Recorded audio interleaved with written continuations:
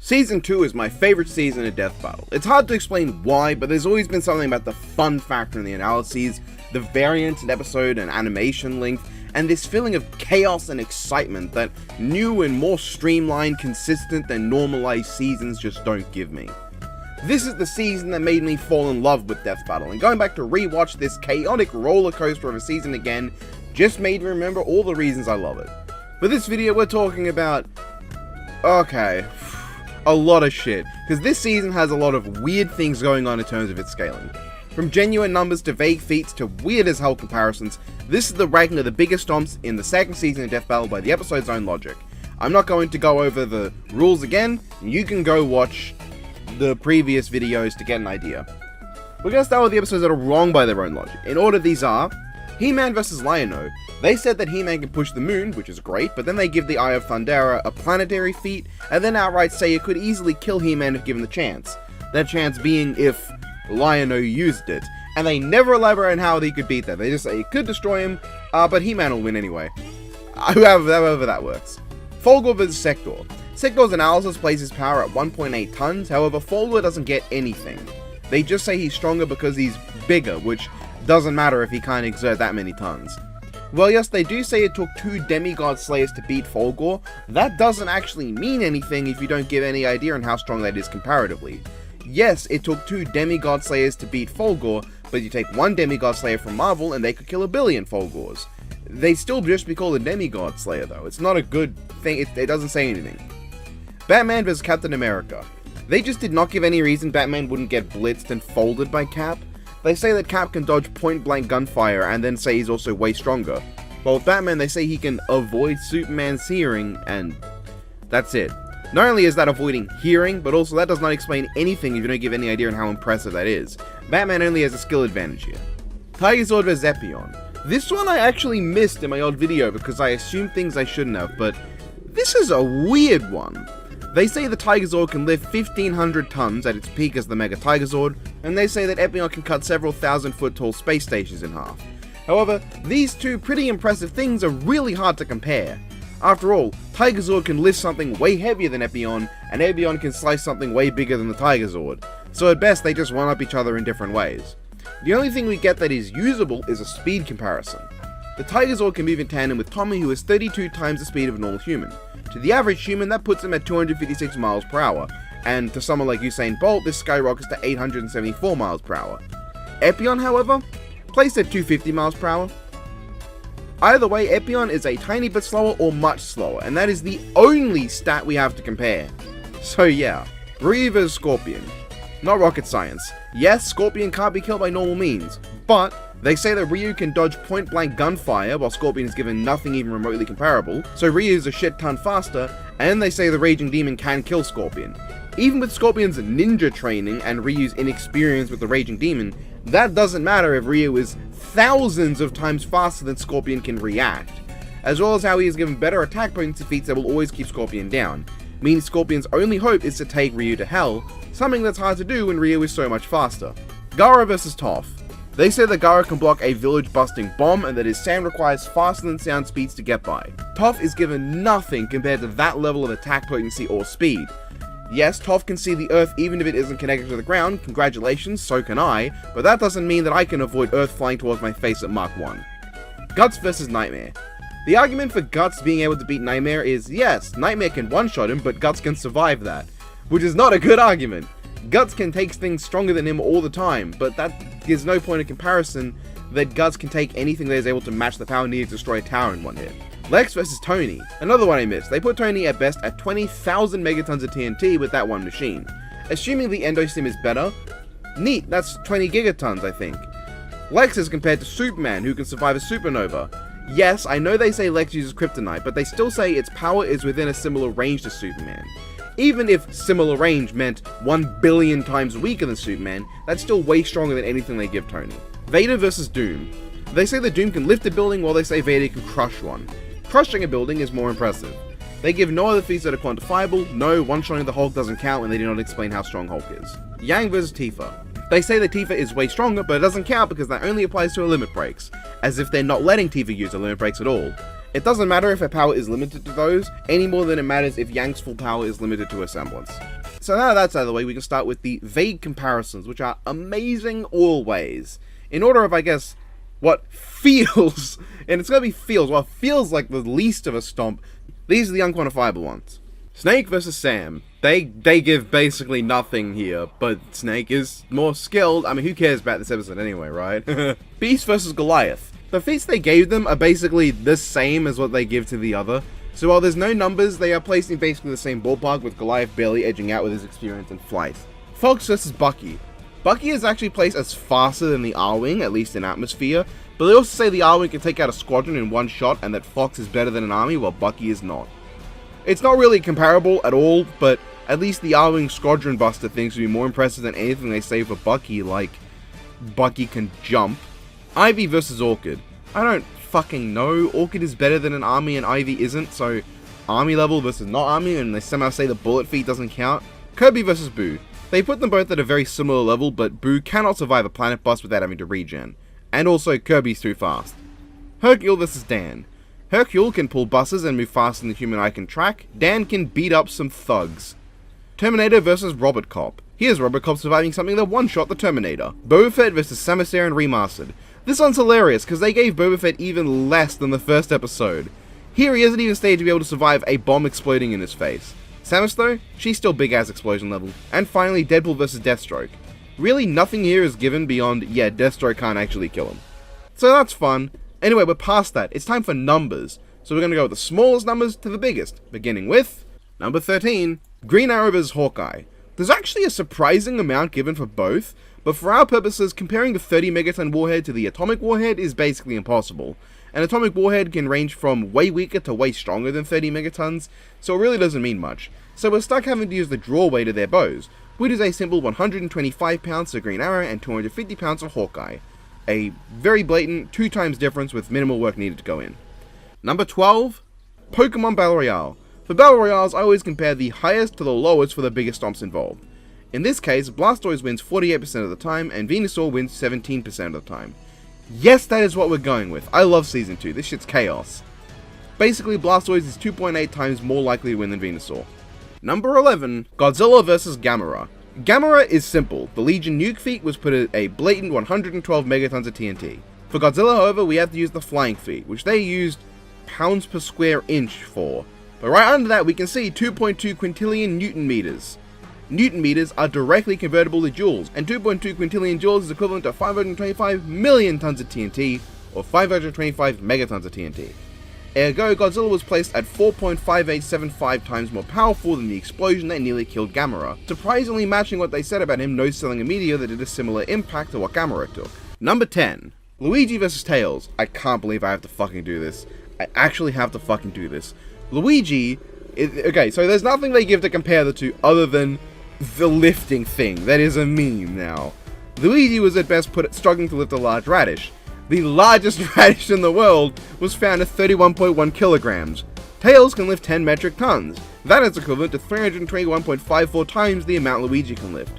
I love this so much, you'd never see this kind of thing in a video on Season 10. Number 9, Wolverine vs Raiden. This one is actually tricky because they do give Wolverine some advantages. They say he can cut through almost anything, but they don't elaborate on if that means he can cut through Raiden, and they place him at Mark 1, while Raiden was placed at only bullet train speed. But he's also able to cut adamantium. So, for comparison, we're only really able to use strength here.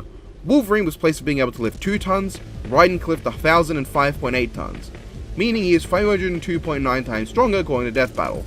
It's not exactly super clear cut, but that is a pretty sizable power gap. Number 8, Donkey Kong vs Knuckles. This is about as clear as any modern episode would be. Knuckles punching so hard the volcano erupts was placed at a nice and simple 3.9 megatons of TNT. Donkey Kong punching the moon down to Earth was placed at a quaint little 3,346 megatons of TNT, solidly securing Donkey Kong's place at 857.94 times stronger than Knuckles. Wow, this is so nice. This is so nice and fun so far, right? These are pretty small gaps, not even 1,000 times gap yet. Well, here we go. Number 7, Astro Boy vs Mega Man. This one is interesting because there's 2 ways you can take it. Comparing the lifting feats they gave, it's actually super close. Mega Man holding Wily Castle was placed at 60,000 tons. Astro Boy lifting up their ship was placed at 100,000 tons. That's only a 1.67 times gap. That's even less than Green Arrow vs Hawkeye. However, that's not the best they gave us for comparing. In terms of attack potency, Mega Man was able to one-shot a wall, with a ton of his weapons also placed at one-shotting walls, and he's treated as if dual Mega Busters is his bigger output, so let's say double wall level. Astro Boy, however, fucked a woman so hard the city died. Let's ask the question that nobody wanted answered. Using the bottom of city level and 2 times the top of wall level, how much stronger is Astro Boy's fucking compared to Mega Man's maximum power output? Well, Astro Boy can fuck someone exactly 100 million times more powerfully than Mega Man's maximum power output. That's gotta be pretty embarrassing, man. Number 6. Ragnar vs Soul. This one I'm being super generous in. You'll see why, because it doesn't matter. Ragnar's best mentioned feat is him destroying a street, but obviously that's not street tier. So I'm going to eyeball this and say it's the top of city block because fuck it. This is benefit of the doubt like what I gave Raiden. It's not like it matters with Soul Bad Guy coming in at the end of the episode. With an 85 gigatons of TNT feat, that's a solid 772 million times more powerful than Ragnar hitting some pavement.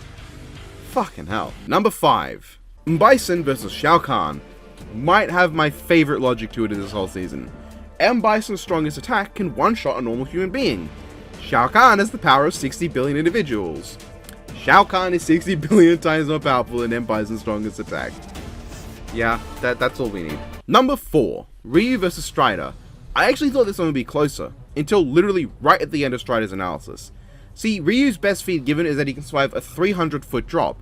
Given the height and the weight that they give us, that should be equivalent to around 229 kilojoules. I personally remember Striker's big feat also being a large drop that was slightly bigger.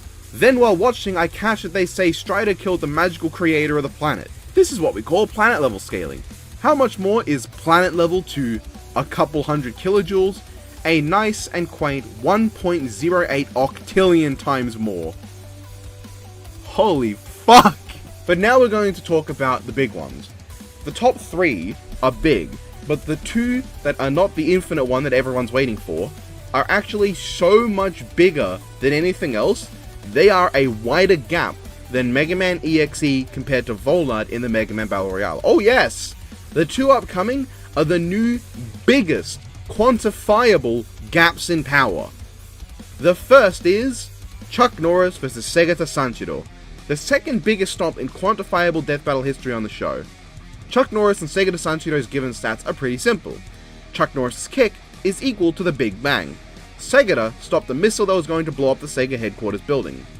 Giving Segata the benefit of the doubt and making this as high into large building as possible, the difference in power presented is roughly 6 sexvigintillion times. That is absolutely ridiculous, and yet I can't even gush over this massive power gap considering what comes next. Hilariously, the biggest stomp in quantifiable death battle history is Pokemon vs Digimon, the finale, which, if you know how big a stomp this matchup is generally, is actually pretty fitting. This one is just sad. Charizard gets nothing. Literally nothing. At best, he can melt a boulder. I'm going to be generous and say that him melting a boulder is the top of wall level, less than 0.1 tons of TNT, because that's the best I can think to give him. For War Greymon, however, well, for a start, they say that Metal Greymon has the power of a nuclear warhead. That's not going to be that big a gap, right? No, that's like what, a couple 10 million maybe times different? No, but furthermore, they outright say that the power used to digivolve is the same as the power that the Digidestin used to stop the destruction of the physical and digital worlds. In the analysis, they established that this guy's defeat saved the universe. So what that tells me is that the physical and digital world are universes, and 8 Digidestined to show on screen, I think. That would mean tie scales to 1/8 of 2 times universal. You see what's coming here, right? The difference between 1/4 universal and wall level is an unreal 67 sexvigintillion times. That is more than 10 times greater than the last stomp. Holy, and that's me being generous for Charizard, because with nothing else, I could have put him at human level. Genuinely, because Charizard gets no feats. But of course, that's not the biggest stomp overall. Number 1, biggest stomp of the season, Goku vs Superman 2. Superman was put at infinitely strong and Goku was not. There's really nothing more to say. Goku wasn't even getting stats at all, so this might be the biggest stomp that isn't Trunks vs. Silver. Regardless, who cares? And that was Season 2. The biggest season with some of the most fun reasoning. I don't think any other season can make me compare draw weight, percentage chance of winning, research the weight of the biggest radish ever, come up with anything like Shao Kahn vs. M. Bison's logic. It's chaos out here, and I love it. Next time we tackle the shorter season instead, Season 3, and see how many episodes there actually have a number, because I have my doubts. Well, there goes Season 2. Looking at how Season 3 is going right now, I do not think I'm going to need to add one of these ending bits to Season 3, because, oh god, I just realized my computer is lagging so bad, my lips are even more out of sync than normal. But I'm not a VTuber, so you're just gonna have to deal with this quality, because I like to put all this purple on screen, because I like the purple colors. So yeah, I hope you guys enjoyed that video. That took quite a while to put together. I've been trying really hard to keep to one video a week, but it's been difficult, right?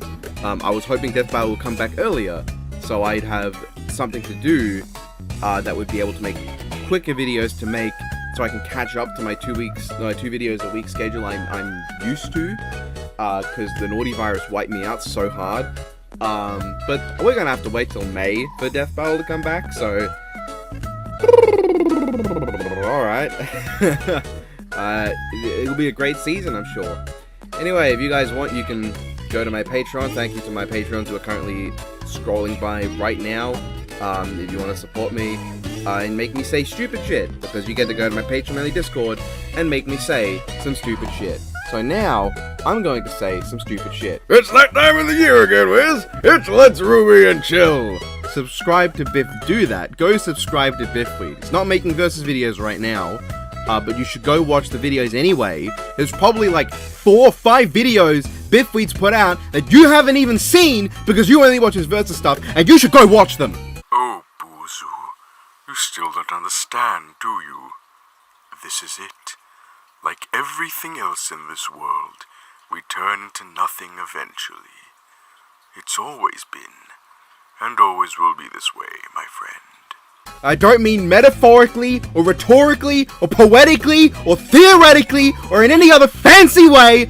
I will shake your hand so hard, straight up! Did you know that if you join the Never Subscribe by Patreon, you can actually go fuck yourself? That's right, you can go fuck yourself! My name is Biff Weed. That's an awful Hagel impression. Hello, Bob. That's an awful Sideshow Bob impression. Playing Kirby is better than Weed. Playing Kirby is better than Biff Weed. What do you mean by that? You're gonna stew me? You're gonna put me in a boiling pot along with some carrots, some celery, some beets, some onions, and stir me the fuck up? I don't know what any of that was a reference to, but I felt it was best to treat that like it was just a whole conversation between two people who have actually no idea what the other's saying.